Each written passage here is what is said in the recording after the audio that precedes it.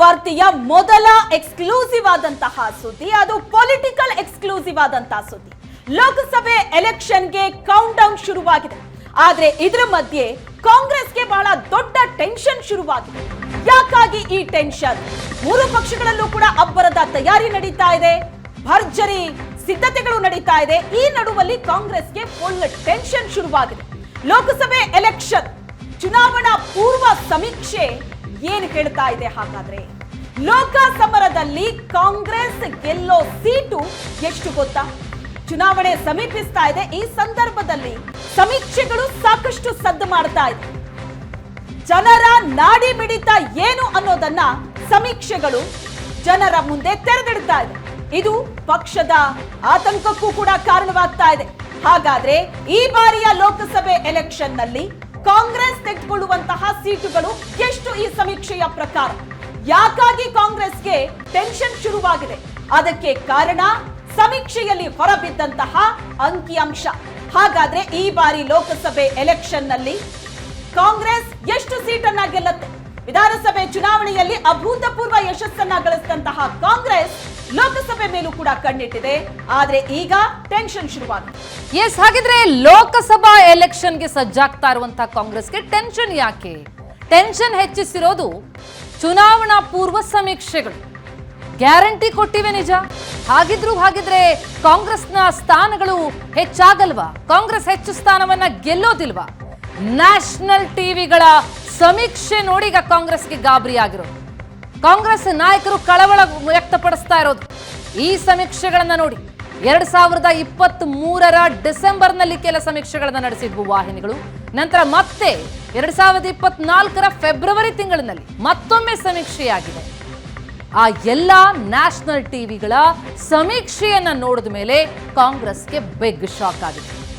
ಸಮೀಕ್ಷೆಗಳ ಬಗ್ಗೆ ಈಗ ಕಾಂಗ್ರೆಸ್ ಪಾಳ್ಯದಲ್ಲಿ ಗಂಭೀರವಾದಂತಹ ಚರ್ಚೆ ನಡೀತಾ ಇದೆ. ಹಾಗಿದ್ರೆ ಆ ಸಮೀಕ್ಷೆಗಳ ಹೇಳ್ತಿರೋದು ಏನು? ಕಾಂಗ್ರೆಸ್ಗೆ ಆತಂಕ ಯಾಕೆ? ಕಾಂಗ್ರೆಸ್ನ ಟೆನ್ಷನ್ ಹೆಚ್ಚಾಗಿರೋದು ಯಾಕೆ? ಹಾಗಿದ್ರೆ ಸಮೀಕ್ಷೆಗಳ ಬಗ್ಗೆ ಕಾಂಗ್ರೆಸ್ ಪಾಳ್ಯದಲ್ಲಿ ಈಗ ಭಾರಿ ಚರ್ಚೆ ಆಗ್ತಾ ಇದೆ. ಹಾಗಿದ್ರೆ ಇನ್ನು ಗ್ಯಾರಂಟಿ ಯೋಜನೆ ಕೊಟ್ಟರು ಕೂಡ ಹಾಗಾದ್ರೆ ಕಾಂಗ್ರೆಸ್ ಹೆಚ್ಚು ಸ್ಥಾನವನ್ನ ಗೆಲ್ಲೋದಿಲ್ವಾ? ಕಾಂಗ್ರೆಸ್ ಈಗ ಗ್ಯಾರಂಟಿಗಳ ಮೇಲೆ ಕಣ್ಣಿಟ್ಟು ಕೂತಿದೆ. ನಾವು ಭರವಸೆ ಕೊಟ್ಟಂತಹ 5 ಗ್ಯಾರಂಟಿಗಳನ್ನ ಈಡೇರಿಸಿದೀವಿ. ಜನ ಕೂಡ ಆ ಗ್ಯಾರಂಟಿ ಬಗ್ಗೆ ಬಹಳ ಪಾಸಿಟಿವ್ ಆಗಿದ್ದಾರೆ, ಖುಷಿ ವ್ಯಕ್ತಪಡಿಸಿದ್ದಾರೆ. ಹಾಗಾಗಿ ಲೋಕಸಭೆ ಚುನಾವಣೆಯಲ್ಲಿ ಅತಿ ಹೆಚ್ಚು ಸೀಟ್ಗಳು ನಮ್ಮದಾಗತ್ತೆ ಅನ್ನೋ ಕಾನ್ಫಿಡೆನ್ಸ್ ನಲ್ಲಿ, ಆತ್ಮವಿಶ್ವಾಸದಲ್ಲಿ ಕಾಂಗ್ರೆಸ್ ಇತ್ತು. ಆದ್ರೆ ಸಮೀಕ್ಷೆಯಲ್ಲಿ ಹೊರಬಿದ್ದಿರುವಂತಹ ಅಂಕಿಅಂಶಗಳು ಕಾಂಗ್ರೆಸ್ ಅನ್ನ ಕಂಗಾಲಾಗಿಸಿದೆ. ನ್ಯಾಷನಲ್ ಟಿವಿಗಳ ಸಮೀಕ್ಷೆಯಲ್ಲಿ ಕಾಂಗ್ರೆಸ್ಗೆ ಸಿಕ್ಕಿದ್ದು ಕೇವಲ 5 ಸ್ಥಾನ ಮಾತ್ರ. 2023 ಹಾಗೂ 24ರಲ್ಲಿ ನಡೆಸಿದಂತಹ ಸಮೀಕ್ಷೆಗಳಲ್ಲೂ ಕೂಡ ಕಾಂಗ್ರೆಸ್ಗೆ ಶಾಕ್ ಸಿಕ್ಕಿದೆ. ಈ ಬಾರಿ ಲೋಕಸಭೆ ಎಲೆಕ್ಷನ್ ನಲ್ಲಿ ಕಾಂಗ್ರೆಸ್ ಗೆಲ್ಲೋದು ಹಾಗಾದ್ರೆ 5 ಸ್ಥಾನನ? ಕಳೆದ ಬಾರಿ ಲೋಕಸಭೆ ಚುನಾವಣೆಯಲ್ಲಿ ಕಾಂಗ್ರೆಸ್ ಗೆದ್ದಿದ್ದು 1 ಸ್ಥಾನ. ಈ ಬಾರಿ ಟಾರ್ಗೆಟ್ 20 ಅಂದ್ರೆ 20 ಸ್ಥಾನವನ್ನ ಗೆಲ್ಲೋ ಟಾರ್ಗೆಟ್ ಅನ್ನ ಕಾಂಗ್ರೆಸ್ ಇಟ್ಕೊಂಡಿದೆ. ಆದ್ರೆ ಸಮೀಕ್ಷೆಗಳು ಹೇಳ್ತಾ ಇರೋದು, ನಾವಲ್ಲ, ಸಮೀಕ್ಷೆಗಳು ಹೇಳ್ತಾ ಇರೋದು ಕೇವಲ 5 ಸ್ಥಾನವನ್ನ ಮಾತ್ರ ಕಾಂಗ್ರೆಸ್ ಗೆಲ್ಲತ್ತೆ ಅಂತ. ನ್ಯಾಷನಲ್ ಟಿವಿಗಳ ಸಮೀಕ್ಷೆಯಲ್ಲಿ ಕಾಂಗ್ರೆಸ್ಗೆ ಸಿಕ್ಕಿದ್ದು ಕೇವಲ 5 ಸೀಟ್. 2024ರ ಫೆಬ್ರವರಿಯಲ್ಲಿ ನಡೆಸಿದಂತಹ ಸಮೀಕ್ಷೆಯಲ್ಲಿ ಕಾಂಗ್ರೆಸ್ಗೆ 4ರಿಂದ 5 ಸ್ಥಾನ ಸಿಗತ್ತೆ ಅಂತ ಹೇಳಿದೆ. ರಾಜ್ಯದಲ್ಲಿ ಕಾಂಗ್ರೆಸ್ ಗೆಲ್ಲೋದು ಕೇವಲ 5 ಸ್ಥಾನಗಳು ಅಂತ ಈ ಸರ್ವೆಗಳು ಹೇಳ್ತಾ ಇದೆ. ಬಿಜೆಪಿ ಜೆಡಿಎಸ್ ಮೈತ್ರಿಗೆ 20ರಿಂದ 22 ಸ್ಥಾನ ಸಿಗತ್ತೆ ಅಂತ ಸಮೀಕ್ಷೆಗಳು ಹೇಳ್ತಾ ಇದೆ. ಈ ಸಮೀಕ್ಷೆಯ ರಿಪೋರ್ಟೇ ಈಗ ಕಾಂಗ್ರೆಸ್ನ ತಲೆಬಿಸಿಗೆ ಕಾರಣವಾಗಿದೆ. ಭಾರಿ ಕಳವಳ ಕಾಂಗ್ರೆಸ್ ನಾಯಕರಲ್ಲಿ ಈಗ ತಳಮಳ. ಈ ಸಮೀಕ್ಷೆಗಳು, ಆ ಅಂಕಿ ಸಂಖ್ಯೆಗಳು ಅವರನ್ನ ತಲೆ ಕೆಡಿಸ್ತಾ ಇದೆ. ಈಗ ಹಾಗಿದ್ರೆ ನಾವು ಕೊಟ್ಟ ಗ್ಯಾರಂಟಿಗಳು ವರ್ಕೌಟ್ ಆಗಲ್ವಾ? ಹಾಗಿದ್ರೆ ನ್ಯಾಷನಲ್ ಟಿವಿಗಳ ಒಂದಾದ ಮೇಲೊಂದು ಬರ್ತಾ ಇರುವಂತಹ ಸಮೀಕ್ಷೆಗಳ ವರದಿ ಅವರನ್ನ ಈಗ ಆತಂಕಕ್ಕೀಡು ಮಾಡ್ತಾ ಇದೆ. ಎಸ್, ಹಾಗಿದ್ರೆ ಆ ಸಮೀಕ್ಷೆಗಳು ಹೇಳ್ತಾ ಇರೋದು ಏನು? ಒಂದೊಂದಾಗಿ ನಿಮಗೆ ಆ ಸಮೀಕ್ಷೆಗಳ ಅಂಕಿ ಸಂಖ್ಯೆಗಳನ್ನ ಇಡ್ತಾ ಹೋಗ್ತೀವಿ. Karnataka Lok Sabha survey times now ಏನ್ ಹೇಳ್ತು? ಟೈಮ್ಸ್ ನೌ ಸರ್ವೆ ಪ್ರಕಾರ ಬಿಜೆಪಿ ಜೆಡಿಎಸ್ 23 ಸ್ಥಾನಗಳನ್ನ ಗೆಲ್ಲುತ್ತೆ. ನಮ್ಮ ರಾಜ್ಯದ ವಿಚಾರ ನಾವು ಮಾತನಾಡ್ತಾ ಇರೋದು. ಕರ್ನಾಟಕ ಲೋಕಸಭಾ ಸರ್ವೆ ಹಾಗಿದ್ರೆ ಕಾಂಗ್ರೆಸ್ ಎಷ್ಟು ಸ್ಥಾನ? ಕೇವಲ 5 ಸ್ಥಾನಗಳನ್ನ ಮಾತ್ರ ಗೆಲ್ಲಬಹುದು ಕಾಂಗ್ರೆಸ್ ಅನ್ನೋದು ಟೈಮ್ಸ್ ನೌ ಕೊಡ್ತಾ ಇರುವಂತಹ ಒಂದು ಸರ್ವೆ. ಹಾಗಾದ್ರೆ ಇಂಡಿಯಾ ಟುಡೇ ನಡೆಸಿದಂತಹ ಸರ್ವೆ, ಇದು ಹಲವು ವಾಹಿನಿಗಳು ನಡೆಸಿದಂತಹ ಸರ್ವೆ, ಅದರಲ್ಲಿ ಇಂಡಿಯಾ ಟುಡೇ ನಡೆಸಿದಂತಹ ಸರ್ವೆಯಲ್ಲಿ ಬಂದಂತ ಅಂಕಿಅಂಶ ಬಿಜೆಪಿ ಮತ್ತು ಜೆಡಿಎಸ್ ಹೀಗೆ ಮೈತ್ರಿ ಆಗಿದೆ ಲೋಕಸಭೆ ಚುನಾವಣೆಗೋಸ್ಕರ. ಬಿಜೆಪಿ ಜೆಡಿಎಸ್ ಮೈತ್ರಿಯಲ್ಲಿ 24 ಸ್ಥಾನಗಳನ್ನ ಗೆಲ್ಲುತ್ತೆ ಅಂತ ಸರ್ವೆ ರಿಪೋರ್ಟ್ ಬಂದಿದೆ. ಅದೇ ಕಾಂಗ್ರೆಸ್ ಕೇವಲ 4 ಸ್ಥಾನಗಳನ್ನ ಗೆಲ್ಲುತ್ತೆ ಅಂತ ಇಂಡಿಯಾ ಟುಡೇ ಸರ್ವೆ ಹೇಳ್ತಾ ಇದೆ. ಕಳೆದ ಬಾರಿ 25 ಸ್ಥಾನವನ್ನ ಬಿಜೆಪಿ ಗೆದ್ದಿತ್ತು, 1 ಸ್ಥಾನವನ್ನ ಜೆಡಿಎಸ್ ಗೆದ್ದಿತ್ತು. ಅದೆರಡೂ ಸೇರಿಸಿದ್ರು ಕೂಡ 25+1 ಜೊತೆಗೆ ಪಕ್ಷೇತರ ಸುಮಲತಾ ಅವರು ಬಿಜೆಪಿಗೆ ಬೆಂಬಲ ವ್ಯಕ್ತಪಡಿಸಿದ್ರು. ಅಲ್ಲಿಗೆ ಸರಿಸುಮಾರು 27 ಸ್ಥಾನ ಇತ್ತು. ಆದ್ರೆ ಈಗ ಬಿಜೆಪಿ ಜೆಡಿಎಸ್ ಒಟ್ಟಾಗಿ 24 ಸ್ಥಾನ. ಅದೇ ಕಾಂಗ್ರೆಸ್ 4 ಸ್ಥಾನ, ಕಳೆದ ಬಾರಿ ಗೆದ್ದಿದ್ದು 1 ಸ್ಥಾನ. ಇಂಡಿಯಾ ಟಿವಿ ಸರ್ವೆ ಹೇಳ್ತಾರೆ. ನಿಜ, ಇಂಡಿಯಾ ಟಿವಿಯ ಸರ್ವೆಯನ್ನ ನಾವು ಗಮನಿಸಿದ್ವಿ. ಬಿಜೆಪಿ ಜೆಡಿಎಸ್ 24, ಕಾಂಗ್ರೆಸ್ 4 ಅಂತ ಅನ್ನೋದು ಅಂದ್ರೆ ಸುಮಾರು ನಾವು ಈಗ ನೋಡಿದಂತಹ 2-3 ಸರ್ವೆಗಳಲ್ಲೂ ಗಮನಿಸ್ತಾ ಹೋದ್ರೆ ಕಾಂಗ್ರೆಸ್ 4ರಿಂದ 5 ಸ್ಥಾನಗಳನ್ನ ಮಾತ್ರ ಗೆಲ್ತಾ ಇದೆ. ಆದ್ರೆ ಬಿಜೆಪಿ ಪ್ಲಸ್ ಜೆಡಿಎಸ್ ಮೈತ್ರಿ ಆಗಿರುವಂತಹ ಹಿನ್ನೆಲೆಯಲ್ಲಿ ಸುಮಾರು 23-24 ಸ್ಥಾನಗಳನ್ನ ಗೆಲ್ತಾ ಇರೋದನ್ನ ಗಮನಿಸ್ತಾ ಇದೀವಿ. ಇದು India TV survey, times now survey, ಹಾಗೆ ನಾವು ಇಂಡಿಯಾ ಟುಡೇ ಸರ್ವೆಯನ್ನ ನಾವು ಆಗ್ಲೇ ಗಮನಿಸಿದ್ವಿ.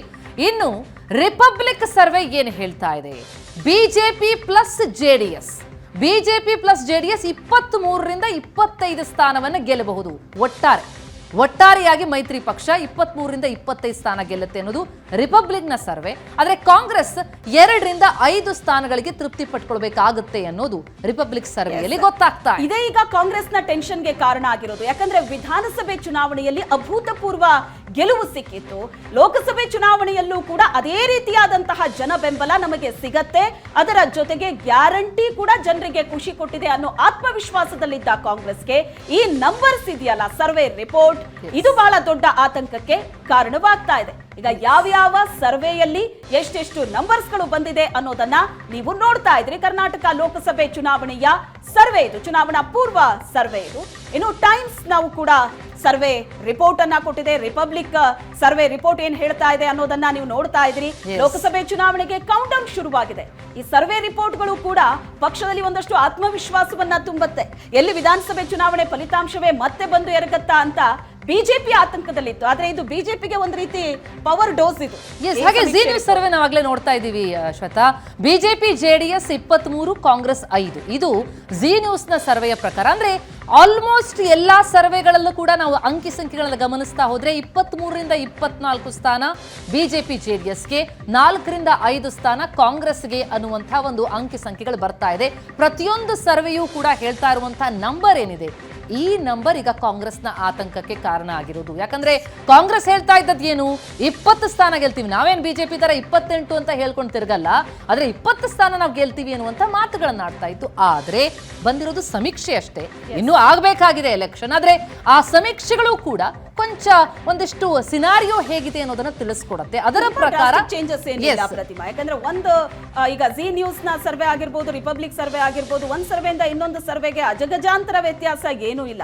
ಕಾಂಗ್ರೆಸ್ 5ಕ್ಕಿಂತ ಮೇಲೆ ಗೆಲ್ಲತ್ತೆ ಅನ್ನೋದನ್ನ ಯಾವ ಸರ್ವೆ ರಿಪೋರ್ಟ್ಗಳು ಕೂಡ ಹೇಳ್ತಾ ಇಲ್ಲ. ಈಗ ನೀವು ಸ್ಕ್ರೀನ್ ಮೇಲೆ ನೋಡ್ತಾ ಇದ್ದೀರಿ, ಟೈಮ್ಸ್ ನೌ ಆಗಿರ್ಬೋದು, India today, India TV, republic, G news, ಈ ಎಲ್ಲಾ ಸರ್ವೆಗಳು ಹೇಳ್ತಾ ಇರೋದು ಕಾಂಗ್ರೆಸ್ 5ರಿಂದ ಅಬ್ಬಬ್ಬ ಅಂದ್ರೆ ಇಲ್ಲ 4ರಿಂದ 5 ಇದೆ, ಅದಕ್ಕಿಂತ ಜಾಸ್ತಿ ಇಲ್ಲ. ಆದ್ರೆ ಅದೇ ಬಿಜೆಪಿ ಮತ್ತು ಜೆಡಿಎಸ್ ಮೈತ್ರಿಯಲ್ಲಿ 23ರಿಂದ 25 ಗೆಲ್ಲತ್ತೆ ಅನ್ನುವಂತ ರಿಪೋರ್ಟ್ ಕೊಡ್ತಾ ಇದೆ. ಎಸ್, ಹಾಗೆ ಶ್ವೇತಾ, ನಮ್ಮ ಹತ್ರ ಮತ್ತೊಂದು ರಿಪೋರ್ಟ್ ಇದೆ. ಇದು ಕರ್ನಾಟಕ ಲೋಕಸಭೆಯ ಸರ್ವೆ, ಟೈಮ್ಸ್ ನಾವು ನಡೆಸಿರುವಂತದ್ದು ಆಗಸ್ಟ್ 2023 ಸರ್ವೆ ನಡೀತು. ಅದರ ಪ್ರಕಾರ ಬಿಜೆಪಿ 18ರಿಂದ 20 ಸ್ಥಾನ ಗೆಲ್ಲಬಹುದು, ಆಗ ಕಾಂಗ್ರೆಸ್ 8ರಿಂದ 10 ಸ್ಥಾನ ಗೆಲ್ಲಬಹುದು ಅಂತ ಆಗಸ್ಟ್ ನ ರಿಪೋರ್ಟ್ ಹೇಳ್ತಾ ಇತ್ತು. ಅಂದ್ರೆ ಆಗ ಇದ್ದಂತಹ ಲೆಕ್ಕ ಏನಿದೆ ಅದರಲ್ಲಿ ವ್ಯತ್ಯಾಸ ಕಂಡು ಬರ್ತಾ ಇದೆ.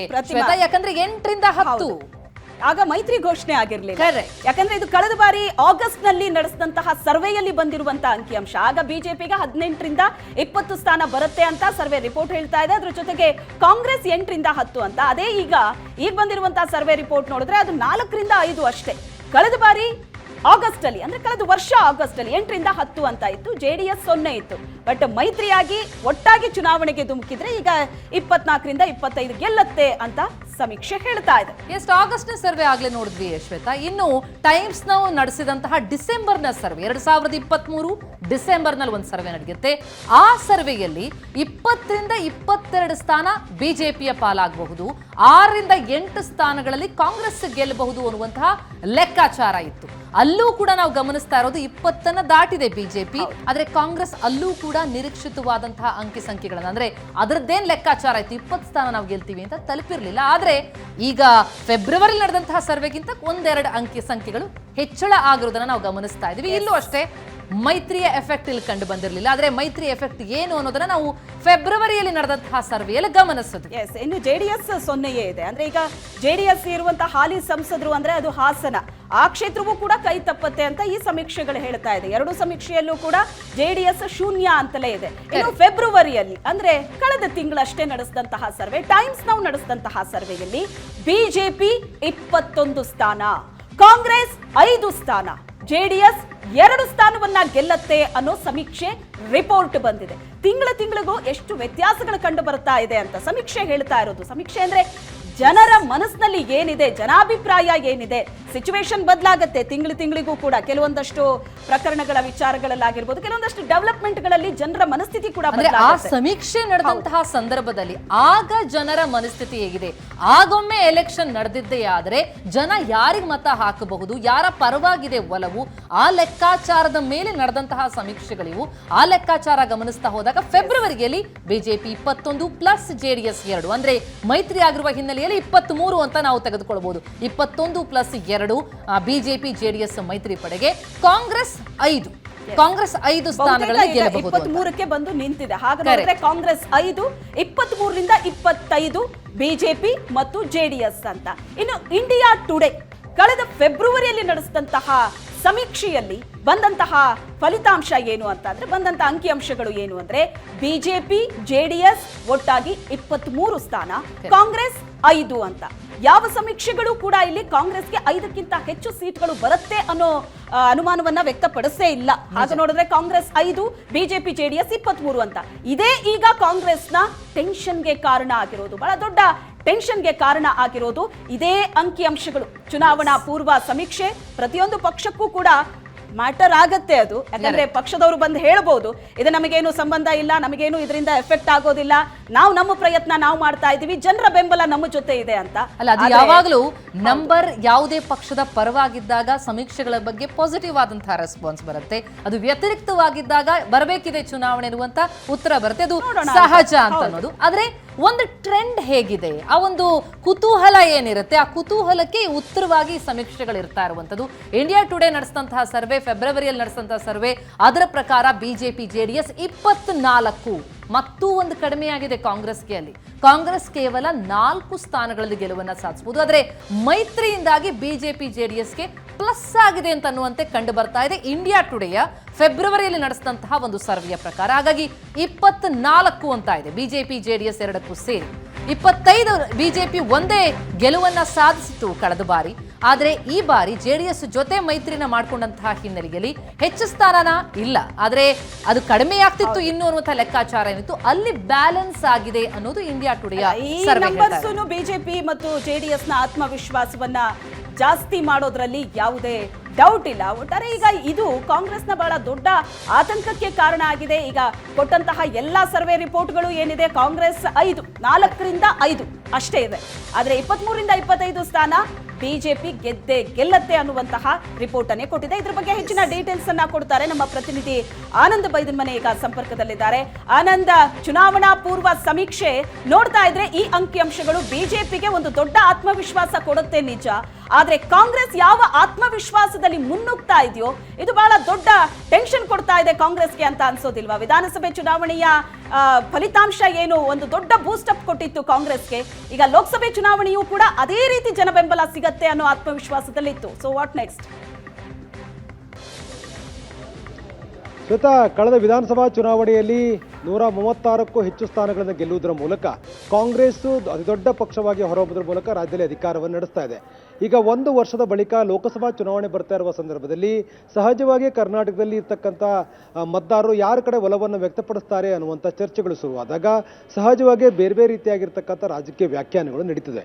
ಆದರೆ ಬಹಳ ಮುಖ್ಯವಾಗಿ ಕಳೆದ ಅಂದರೆ ವರ್ಷಾಂತ್ಯದ ಅವಧಿಯಲ್ಲಿ JDS ಮತ್ತು BJP ಮೈತ್ರಿಯನ್ನು ಮಾಡಿಕೊಂಡು ಲೋಕಸಭಾ ಚುನಾವಣೆ ಎದುರಿಸಬೇಕು ಅನ್ನೋ ನಿರ್ಧಾರ ತೆಗೆದುಕೊಂಡಾಗ ಇಡೀ ರಾಜಕಾರಣದ ದಿಕ್ಕು ಬದಲಾವಣೆ ಆಯಿತು ಅಂತಕ್ಕಂಥದ್ದು ಮತ್ತು ಈ ಒಂದು ಮೈತ್ರಿ ಆದ ನಂತರದಲ್ಲಿ ಸಹಜವಾಗಿ ಆಡಳಿತವಾಗಿರ್ತಕ್ಕಂಥ ಕಾಂಗ್ರೆಸ್ ಕೂಡ ಈ ಮೈತ್ರಿಯನ್ನು ಅತ್ಯಂತ ಗಂಭೀರವಾಗಿ ತೆಗೆದುಕೊಳ್ಳುತ್ತೋ ಅಂತಕ್ಕಂಥದ್ದು ಮತ್ತು ಎಲ್ಲಿ ಮತಗಳು ಬರಬೇಕಾಗಿತ್ತೋ ಅಲ್ಲಿ ಮತಗಳು ಬರುತ್ತೋ ಇಲ್ಲ ಅಂತಕ್ಕಂಥ ಒಂದು ರೀತಿ ಆತಂಕದಲ್ಲಿರ್ತಕ್ಕಂಥ ಸನ್ನಿವೇಶವನ್ನು ಕಾಂಗ್ರೆಸ್ ಎದುರಿಸ್ತಾ ಇದೆ.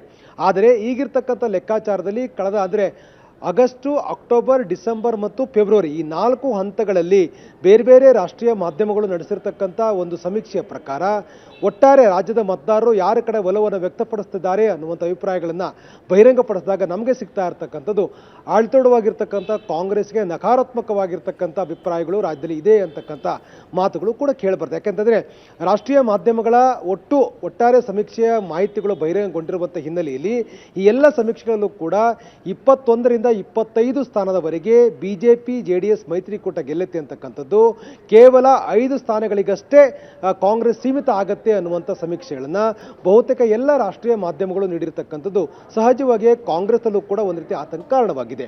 ನಾವು ಒಟ್ಟಾರೆ ಸಮೀಕ್ಷೆಯ ವಿವರಗಳನ್ನು ಗಮನಿಸಿದಾಗ ಸಹಜವಾಗಿ 4 ಹಂತಗಳಲ್ಲಿ ಸಮೀಕ್ಷೆಗಳಾಗಿರ್ತಕ್ಕಂಥದ್ದು ಆಗಸ್ಟು, ಅಕ್ಟೋಬರ್ ಮತ್ತು ಡಿಸೆಂಬರ್ ಮತ್ತು ಜೊತೆಗೆ ಈಗ ಫೆಬ್ರವರಿ ತಿಂಗಳಲ್ಲಿ ಆಗಿರ್ತಕ್ಕಂಥ ಎಲ್ಲ ಸಮೀಕ್ಷೆಗಳ ವಿವರಗಳನ್ನು ಗಮನಿಸಿದಾಗ ಮೈತ್ರಿ ಆಗೋಕ್ಕಿಂತ ಮುಂಚಿತವಾಗಿ ಕಾಂಗ್ರೆಸ್ಗೆ ಒಂದಷ್ಟು ಪಾಸಿಟಿವ್ ಆಗಿರ್ತಕ್ಕಂಥ ಸನ್ನಿವೇಶ ಕಾಣ್ತಾ ಇತ್ತು. ಅಂದರೆ 2014ರಲ್ಲಿ ನಡೆದಂಥ ಲೋಕಸಭಾ ಚುನಾವಣೆಯಲ್ಲಿ 9 ಸ್ಥಾನ ಪಡೆದಿರ್ತಕ್ಕಂಥ ಕಾಂಗ್ರೆಸ್ಸು ಸರಿಸುಮಾರು ಅಷ್ಟೇ ಸ್ಥಾನ ಅಂದರೆ 8-9 ಸ್ಥಾನಗಳನ್ನು ಗಳಿಸಬಹುದಾದಂಥ ಅವಕಾಶಗಳು ಇತ್ತು ಅಂತಕ್ಕಂಥ ಒಂದು ಅಭಿಪ್ರಾಯಗಳು ವ್ಯಕ್ತವಾಗಿದೆ. ಆದರೆ ಫೆಬ್ರವರಿಯಲ್ಲಿ ನಡೆಸಿರ್ತಕ್ಕಂಥ ಸಮೀಕ್ಷೆಯಲ್ಲಿ ಬಂದಿರುವಂಥ ಮಾಹಿತಿಯನ್ನು ಗಮನಿಸ್ತಾ ಇದ್ರೆ ಕಾಂಗ್ರೆಸ್ ಕೇವಲ 5 ಸ್ಥಾನಗಳಿಗಷ್ಟೇ ಸೀಮಿತ ಆಗಬೇಕಾಗತ್ತೆ ಅನ್ನುವಂಥ ಮಾಹಿತಿಗಳು ಬರ್ತಾ ಇದೆ. ನೋಡ್ತಾ ಹೋದ್ರೆ ತಾವು ಹೇಳಿದಾಗೆ 4 ಹಂತಗಳಲ್ಲಿ ಸಮೀಕ್ಷೆಗಳಾಗಿದೆ. ಆದರೆ ಎಲ್ಲಾ ಸಮೀಕ್ಷೆಗಳಲ್ಲೂ ಕೂಡ ಅಫ್ಕೋರ್ಸ್ ಪ್ರತಿ ಪಕ್ಷವೂ ತಾನು ಹೆಚ್ಚು ಸ್ಥಾನ ಗೆಲ್ತೀನಿ ಅನ್ನುವಂಥ ನಿರೀಕ್ಷೆಯನ್ನು ಇಟ್ಕೊಳ್ಳುತ್ತೆ, ಅದೇ ಒಂದು ಗುರಿಯನ್ನು ಇಟ್ಕೊಳ್ಳುತ್ತೆ. ಆದರೆ ಕಾಂಗ್ರೆಸ್ ಹೇಳ್ತಾ ಇದ್ದದ್ದು 20 ಸ್ಥಾನ ಅಂತ. ಆದರೆ ಮೈತ್ರಿಗೂ ಮುನ್ನ ಕೂಡ ಅಂತಹ ಒಂದು ಯಾವುದೇ ಪಾಸಿಟಿವಿಟಿ ಕಂಡು ಬರ್ತಾ ಇರಲಿಲ್ಲ. BJP JDSನ ಮೈತ್ರಿಗೂ ಮುನ್ನ BJP JDS ಮೈತ್ರಿ ಆದಮೇಲೆ ಕೂಡ ಮತ್ತಷ್ಟು ತಗ್ಗಿರೋದನ್ನೇ ನಾವು ನೋಡ್ತಾ ಇದ್ವಿ. ಹಾಗಿದ್ರೆ ಒಂದ್ ರೀತಿ ಈಗ ನೋಡ್ತಾ ಹೋದ್ರೆ NDAಗೆ ಅಂದ್ರೆ JDSನ ಮೈತ್ರಿ ಬಲ ತಂದು ಕೊಟ್ಟಿದೆ ಅಂತ ಹೇಳ್ತೀರಾ? ಆದರೆ ಕಾಂಗ್ರೆಸ್ಗೆ ಮುಳುವಾದದ್ದು ಏನು? ಗ್ಯಾರಂಟಿಗಳು ಲೋಕಸಭೆಗೆ ಯಾವುದೇ ರೀತಿಯಲ್ಲೂ ಕೂಡ ಅಫೆಕ್ಟ್ ಆಗೋದೇ ಇಲ್ವಾ? ಎಸ್, ಯಾಕಂತಂದರೆ ರಾಜ್ಯದಲ್ಲಿರ್ತಕ್ಕಂಥ ಸರ್ಕಾರ ಸಹಜವಾಗಿಯೇ ಗ್ಯಾರಂಟಿಗಳ ಮೇಲೆ ಹೆಚ್ಚು ಅವಲಂಬಿತವಾಗಿರ್ತಕ್ಕಂಥದ್ದು ಮತ್ತು ಗ್ಯಾರಂಟಿ ಸಮಾವೇಶಗಳ ಮೂಲಕ ಅತಿ ಹೆಚ್ಚು ಮತಗಳನ್ನು ಪಡ್ಕೊಳ್ಬೇಕು ಅಂತಕ್ಕಂಥ ಪ್ರಯತ್ನದಲ್ಲಿರುವಂಥ ಈ ಸಂದರ್ಭದಲ್ಲಿ ಬಹಿರಂಗಗೊಂಡಿರ್ತಕ್ಕಂಥ ಸಮೀಕ್ಷೆಗಳ ವಿವರ ಗಮನಿಸ್ತಾ ಇದ್ದರೆ ಗ್ಯಾರಂಟಿಗಳು ಅಷ್ಟು ಆಶಾದಾಯಕವಾಗಿರ್ತಕ್ಕಂಥ ಫಲಿತಾಂಶಕ್ಕೆ ಪೂರಕವಾಗಿ ನಿಂತಿಲ್ಲ ಅಂತಕ್ಕಂಥ ಭಾಳ ಸ್ಪಷ್ಟವಾಗಿ ಕಂಡು ಬರ್ತಾ ಇದೆ.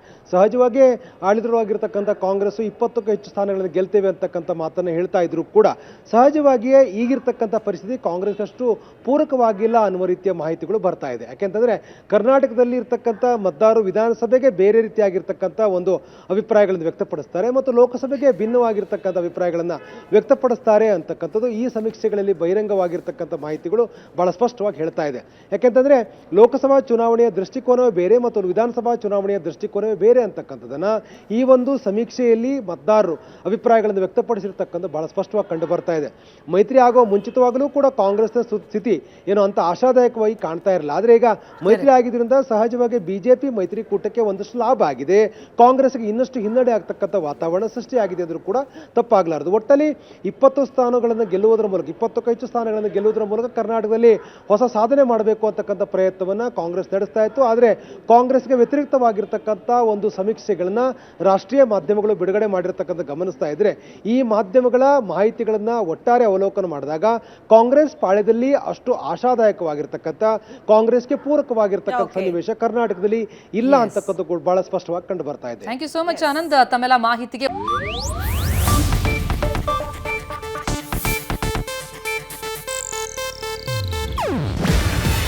ಇದು ಏಷ್ಯಾನೆಟ್ ನ್ಯೂಸ್ ನೆಟ್ವರ್ಕ್ ಪ್ರಸ್ತುತಿ. ನೀವು ನೋಡ್ತಿದ್ದೀರಾ ಏಷ್ಯಾನೆಟ್ ಸುವರ್ಣ ನ್ಯೂಸ್.